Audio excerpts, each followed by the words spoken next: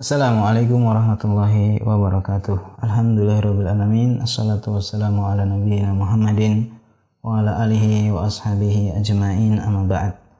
Kaum muslimin yang dirahmati Allah Subhanahu wa taala, kita berjumpa kembali dalam seri belajar bahasa Arab dari nol.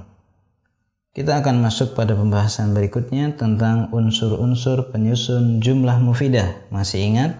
Jumlah mufidah adalah kalimat sempurna, disebut juga kalam, ya. Ada 3 unsur utama di dalam jumlah mufidah. Ini yang kita dapat temukan dalam kalimat-kalimat berbahasa Arab. Ada 3 penyusun kalimat, ya. Apa saja? Kita lihat.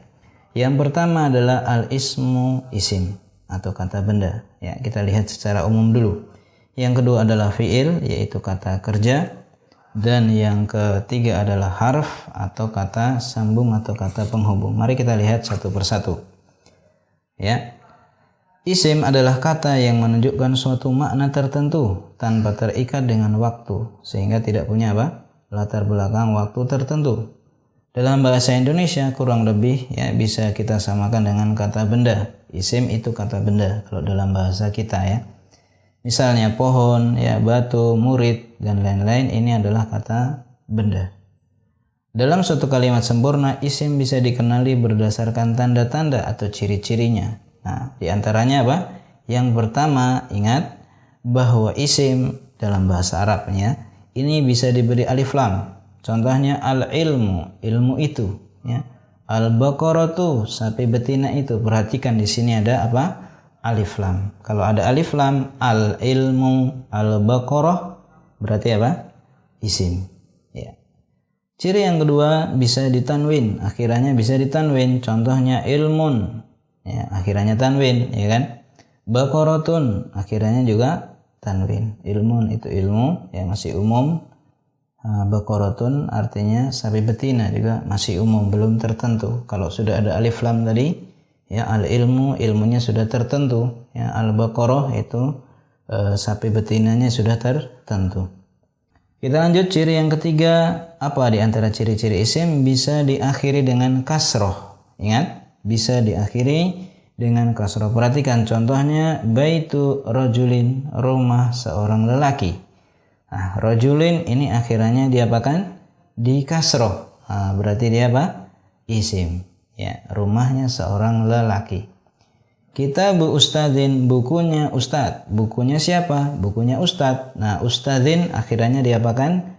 Di kasroh. Nah, berarti jika akhirannya di kasroh, itu adalah isim, ya, alias kata benda. Ciri yang keempat, ya, kita lihat bisa didahului huruf jar, ya. Contohnya min baitin, dari rumah.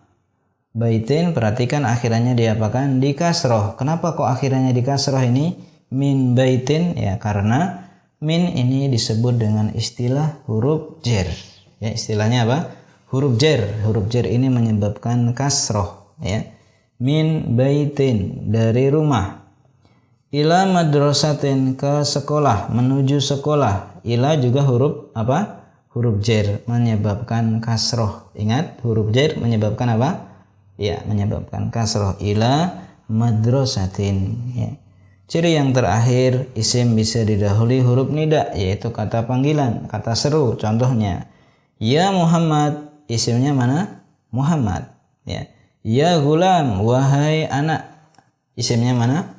Gulam. Jadi kalau bisa diseru, ya, wahai anak, wahai Muhammad, berarti yang diseru adalah apa? Isim, kata benda, ya. Kita tidak mungkin menyeru kata kerja, ya kan? Kata kerja tidak diseru, yang diseru adalah kata benda, yaitu isim. Inilah sebagian dari ciri-ciri isim yang perlu kita ketahui.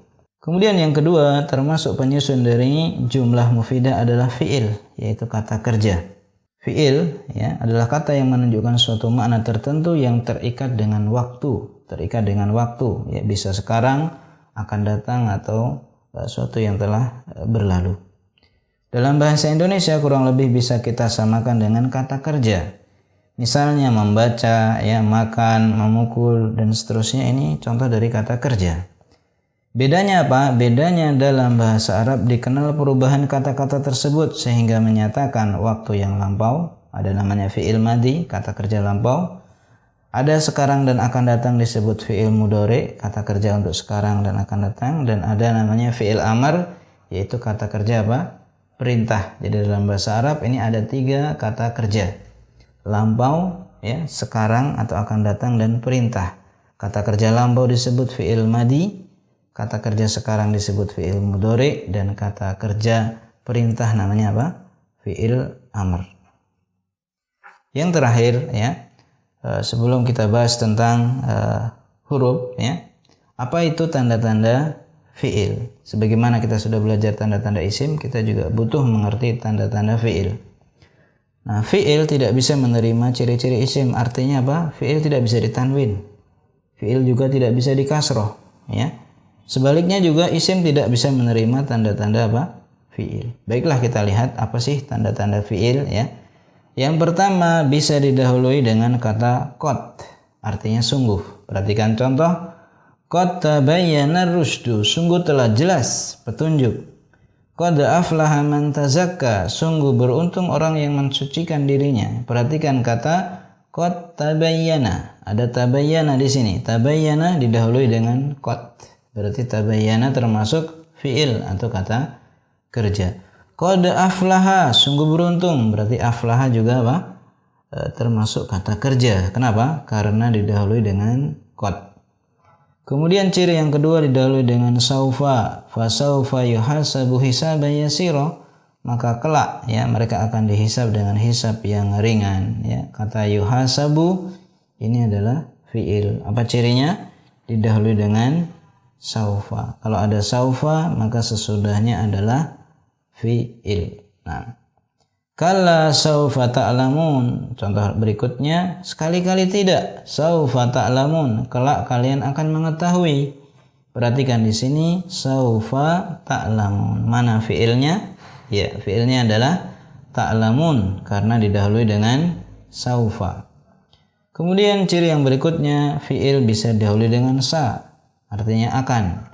Kalla saya'lamun, sekali-kali tidak, mereka akan mengetahui, ya, mereka akan mengetahui. Ya'lamun didahului dengan sa, didahului dengan sa, berarti ya'lamun termasuk fi'il, ya. Sataftariku hadhil ummah, akan berpecah umat ini. Sataftariku, maka taftariku berpecah, ya. Ini juga kata kerja, didahului dengan apa? Sa.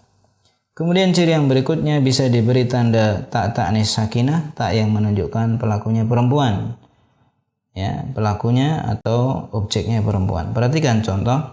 Wa idzal jannatu uzlifat, dan ketika jannah yaitu surga didekatkan. Uzlifat, ada tak sukun di sini. Ini menunjukkan adalah apa? Objeknya perempuan. Uzlifat, dia didekatkan. Ada tak sukun, ini menunjukkan apa? Al jannah itu muannas. Al jannah itu apa? Muannas. Ada tak marbutoh, dia dianggap berjenis perempuan. Contoh lagi, qalat Aisyah, berkata Aisyah. Siapa yang berkata? Aisyah. Aisyah itu perempuan, ya, muannas, maka ada tak sukun di sini. Qalat. Ini khusus berlaku untuk siapa? Perempuan saja. Maka disebut apa? Tak ta'nis sakinah. Yang terakhir, ciri di antara ciri-ciri fi'il adalah diberi nun taukid, itu nun penegas, ya, nun penegas. Contohnya, latubelawunna fi amwalikum wa anfusikum. Benar-benar, ya, kalian akan diuji dalam harta kalian dan diri-diri kalian. Latubelawunna, ada nun tasdid di sini. Ini namanya nun taukid. Ya, berarti sebelumnya itu adalah apa? Fi'il, kata kerja. Contoh lagi, la in asyrakta la yahbatanna amaluka, jika kamu berbuat syirik pasti akan lenyap, ya, la yahbatanna, ada la yahbatanna, ada nun tasdid di sini, ya, maka itu adalah fi'il, ya, adalah apa? Fi'il, akan terhapus amaluka, amalmu. Kaum muslimin yang dirahmati Allah Subhanahu wa taala, kita sudah mengenal ciri-ciri fi'il. Yang terakhir kita bahas pada kesempatan ini tentang huruf, ya, atau kata sambung.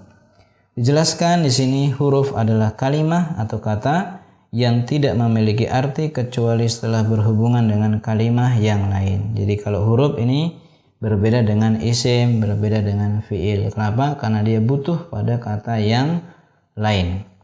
Dalam bahasa Indonesia kurang lebih bisa kita samakan dengan kata sambung atau kata depan atau kata penghubung ya istilahnya. Misalnya dari, ke, di, dan lain-lain ya. Ciri-ciri huruf ya, yang pertama tidak memiliki makna yang lengkap jika berdiri sendiri, dia tidak bisa berdiri sendiri ya. Yang kedua tidak bisa menerima ciri-ciri isim dan fiil. Contoh huruf misalnya min dari ya, ala di atas, lam tidak, ila menuju, summa kemudian ya, hal itu apakah, an dari atau melalui, fa itu maka, wa artinya dan. Ini adalah contoh-contoh apa? Huruf. Dari sini kita mengetahui bahwa dalam bahasa Arab ini ada 3 macam kata ya. Kata disebut al-kalimah, ada 3 ya, apa saja? Isim, fiil dan huruf. Isim kata benda, fiil kata kerja, dan huruf kata penghubung. Demikian yang kita bahas pada kesempatan yang singkat ini. Mudah-mudahan bermanfaat. Insya Allah kita akan bertemu kembali dalam seri yang akan datang, masih belajar bahasa Arab dasar dari nol. Mudah-mudahan bermanfaat. Wassallallahu ala nabiyina Muhammadin wa ala alihi wa sahbihi wasallam. Walhamdulillahirabbil alamin. Wassalamualaikum warahmatullahi wabarakatuh.